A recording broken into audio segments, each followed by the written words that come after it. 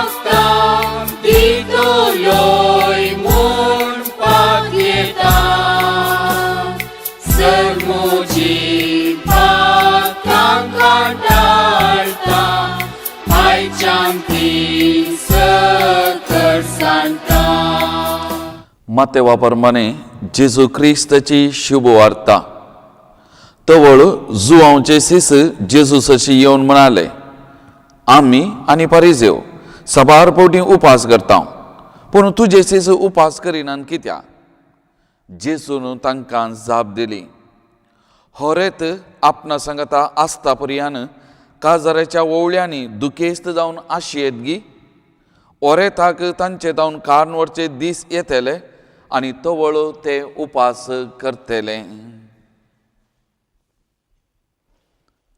देवाचे उतार हे.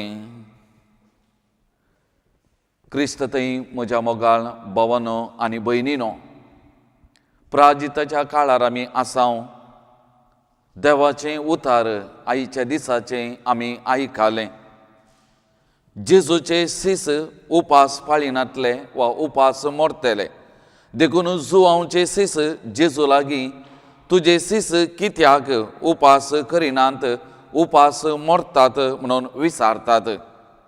फरिसेव हप्त्यांत 2 दीस उपास करतले. जुवांचे सीस फरिसेवाच्या मुळांतावन आयिल्ल्या निमती तेय उपास पालतले. पूण जेजूचे सीस जेजू सांगता आसले ते उपास पाळिनातले आनी त्या देखून जुवांचे सीस जेजू लागीं विचारतात, कित्याक तुजे सीस उपास पाळिनात, उपास मोरतात, कित्याक उपास करिनात? आनी तवळ जेजून दिल्ली जबाब आमी आयकली. होरेत सांगता आसतना काजाराच्या ओवळ्यांनी दुखेस्त जावन आशयेत गी. होरेताक तांचे जावन कार्नवरचे दीस येतले आनी तवळ ते उपास करतले. जेजू हांगासर उपास कित्या खातीर, उपासाचो अर्थ कितें हें आमकां समजोवंक प्रयत्न करता. मोगाळ भावानो आनी भयणीनो, आमचो पापसैब पापा फ्रांसीस ह्या प्राजीत काळार आमी कसलो उपास करी जाय, खंयच्यो संगती आमचे थावन सोडी जाय, वसा जाय, ह्या विशयांत आमकां समजोवंक प्रयत्न करता. त्या देखून जेजून सांगली उतरां आमच्या पापा सैबान घेतल्यांत आनी कसलो प्राजीत, कसलो उपास आमचो जाय ह्या प्राजिताच्या काळार हे आमकां समजोवंक प्रयत्न करता. त्या देखून मोगाळ भावानो आनी भयणीनो, आमी आयच्या वाचपांत आयकल्ल्या प्रमाणे तर ओरेत कोण? ओरेत जेजू क्रिस्त. तर आमी कोणा खातीर उपास करूंक जाय? कोणा खातीर आमी प्राजीत करूंक जाय? कोणा खातीर आमी मागणें करूंक जाय? ह्या विशयान आमी समजोवचें गरजेचें. सांत पावलो कोरिंथकारां बरयल्या पयल्या पत्रांत अध्याय 10 वाक्य 3 थावन म्हणटा, तुमी खातात वा पियेतात वा कितेंय करतात तें सगळें देवाच्या महिमे खातीर करा. त्या देखून आमच्या जिवितांत आमी कितेंय करता जाल्यार त्या ओरेता खातीर, त्या जेजू क्रिस्ता खातीर आमी करी जाय म्हणलें आमकां समजोवंक प्रयत्न करता. त्या देखून उपास करचो आमच्या स्वार्था खातीर न्ही, आमच्या फायद्या खातीर न्ही, वा म्हाका हेरांनी पळय जाय, हेरांनी म्हाका शाबासकी दी जाय म्हणल्या खातीर न्ही, बदलाक उपास करचो त्या जेजू क्रिस्ताच्या वा देवाच्या महिमे खातीर म्हणलें आमी समजोवंक प्रयत्न करचें. कोंकणींत एक सांगणी आसा, मास केल्यार येवना, मासां खावं नजो. तशें म्हळ्यार करेस्माच्या ह्या वेळार वा प्राजिताच्या काळार केवल कुडीचो उपास मात्र करचो न्ही, ह्या कुडीच्या उपासा संगी थोडो इतर उपासय आमी करूंक प्रयत्न करचें गरजेचें. त्या देखून मोगाळ भावन आनी भयणीनो, थोडो वेळ आज आमी नियाळ करया. कोट्या चिंतपातावन उपास कर, बरें चिंतूंक शीक. कोट्या चिंतपातावन उपास कर, बरें चिंतूंक शीक. थोड्या तेंपा पयलें म्हजे लागीं एक घोव बायल कावन्सिलिंगाक आयिल्ली. तांच्या मदें संबंद बरो नासलो, जायते समस्या तांच्या मदें आसले.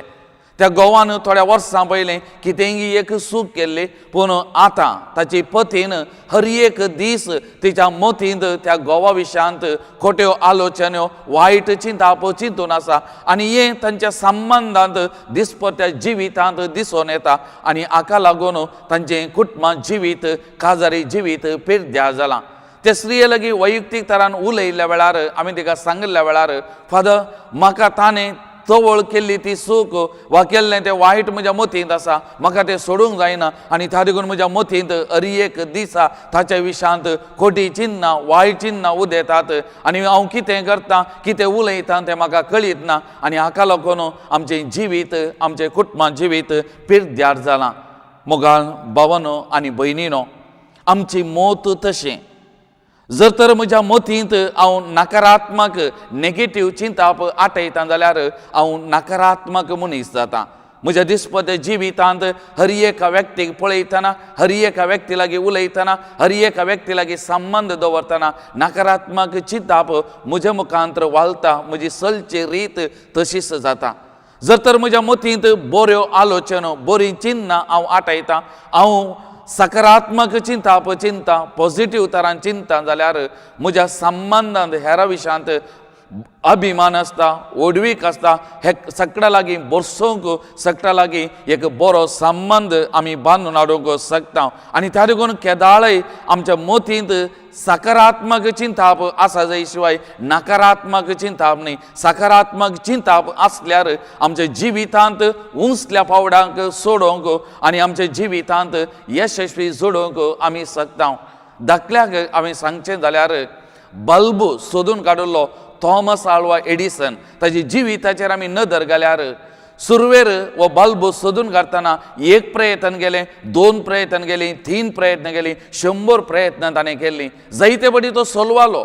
तो कितें करता तें ताका समजना, कितें यशस्वी ताका मेळोना, पूण ताचें थंय एक चिंताप आसलें, म्हजे वरवीं साध्य, हांव करतलो, हांव यशस्वी जातलो आनी ताच्या विशयांत तो पॉझिटिव्ह तरान सकारात्मक तरान चिंतलो. ताची बरें चिंताप ताचेर आसलें आनी एक दिसा ताका यशस्वीच्या पावंडाक व्हरून पावयलें. आज आमकां उजवाड आसा, बल्ब आसात आमच्या घरांनी, आमच्या सुवातेनी. हें ताचें प्रयत्न. ताणें तें सकारात्मक चिंताप आटयल्या वरवीं ताच्या जिवितांत ताणें यशस्वी जोडल्या आनी हें आपणावंक तो शकला.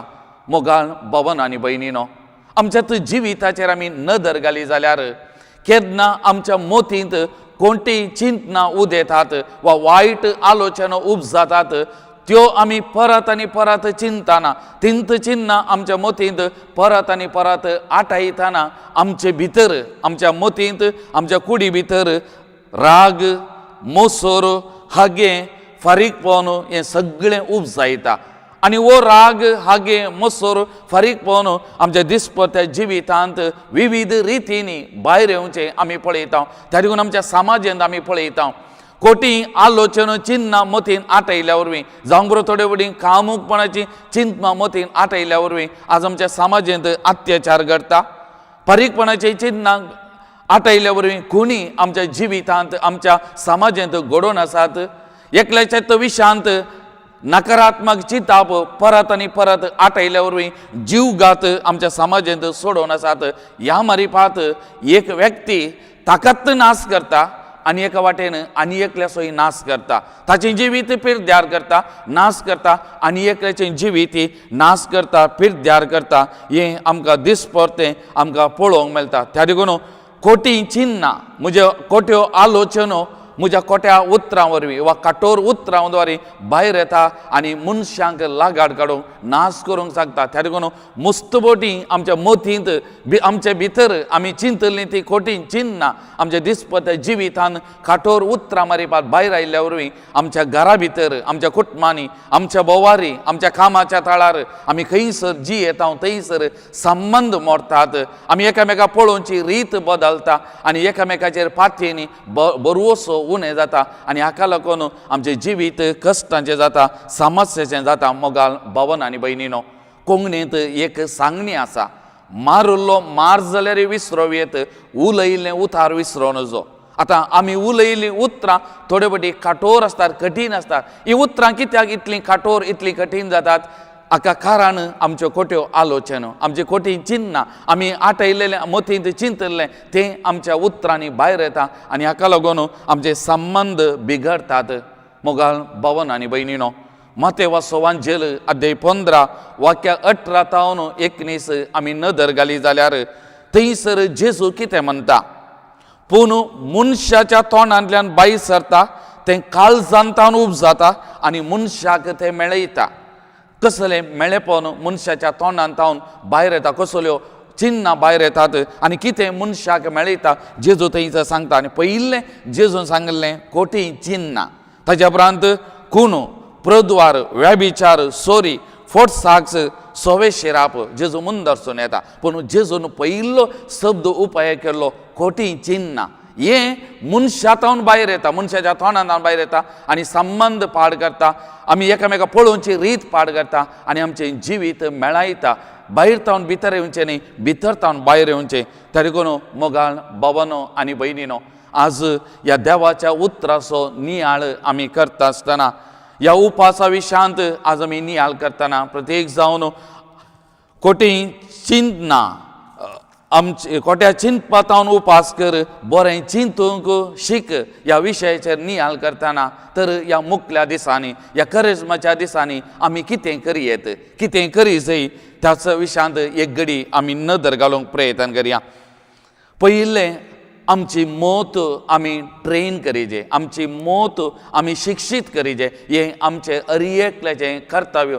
आमची मोत कशें चिंता, कशें येता तशें आमी सोरचें न्ही, बगार आमची मोत आमी ट्रेन करूंक जाय, शिक्षीत करी जाय. आनी त्या देखून आमी कितें आमच्या मोतींत उडासान दवर जाय. पयिल्लें आमी मोतींत उडासय दवर जाय. हर एक मनीस, उत्पत्ती पुस्तक आमकां सांगता अध्याय 1 वाक्य 26 आमकां सांगता की देवान मनशाक रचलो, मनशाक दादलो आनी बायल करून रचलें आनी देवान मनशाक ताच्या सारक्याचो आनी स्वरुपाचो करून रचला. तरी करून हर एक मनीस देवाच्या सारक्याचें, देवाच्या स्वरुपाचें हें आमच्या मतींत आसूंक जाय. तवळ आमी हेरा विशयांत बरें चिंतूंक, बरीं चिन्नां आमच्या मतींत आटावंक आमकां साध्य आसा. हर एक मनीस देवाचे रसान, देवाच्या सारक्याचें स्वरुपाचें म्हणलें आमच्या मतींत आसूंक जाय. दुसरें, सायकोलॉजिकल एक चिंताप आसा, मनोवैज्ञानीक एक चिंताप आसा. आमी चिंतूंक जाय म्हणटात हर एका दिसा हांव बरो आनी एकलोय बरो. हें चिंताप आमचें थंय हर एक दीस राज करी जाय. मस्तवडी आमी कितें चिंतचें, हांव बरो आनी एकलो पाड, उरिल्ली पाड. पूण तें चिंताप न्ही, बदलाक हांव बरो आनी एकलोय बरो. तवळ आमची चिन्नां बरीं जातात, आमची जिवची रीत बरी जाता, आमची उतरां बरीं जातात. हें आमच्या दिसपट्ट्या जिवितांत आमी करूंक जाय जाल्लें दुसरें संग जावन आसा. तिसरें, जेजू ताच्या जिवितांत बरें चिंतलें आनी बरें करीत मुखार गेलो. हें पवित्र पुस्तक सांगता. आमच्या जिवितांत आमी बरीं चिन्नां आटाय जाय, बरें उलोवंक आमी शिका जाय, बरें करूंक आमी शिका जाय जाल्यार आमचें काळीज, आमचें मन जेजूच्या काळजा सारकें आसा जाय.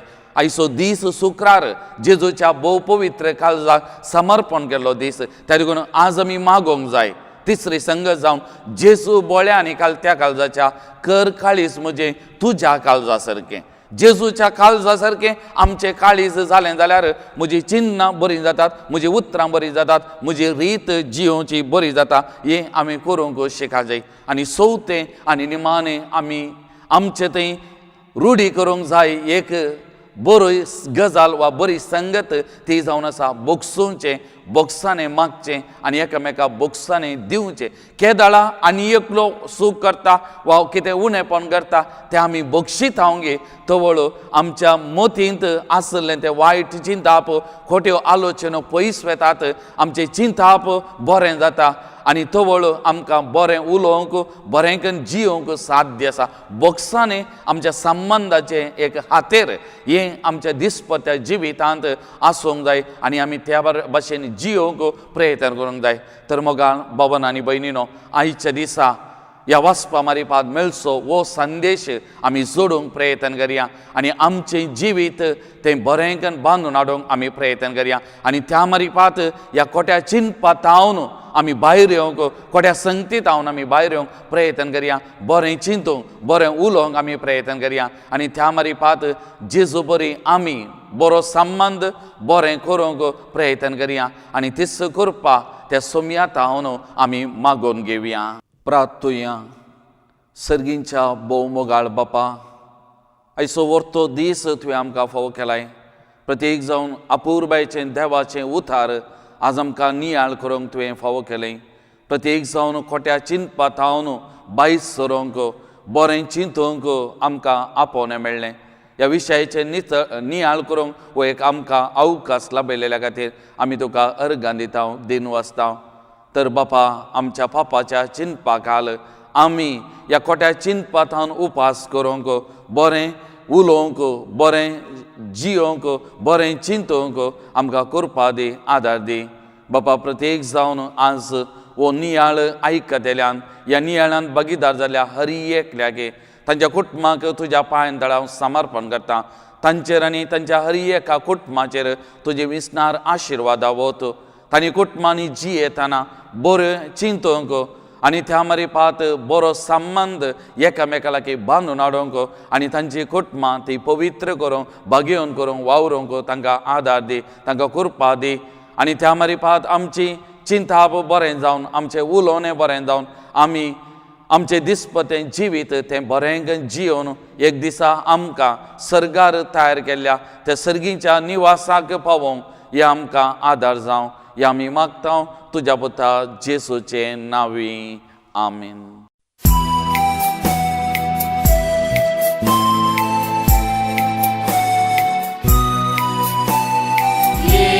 Jesu,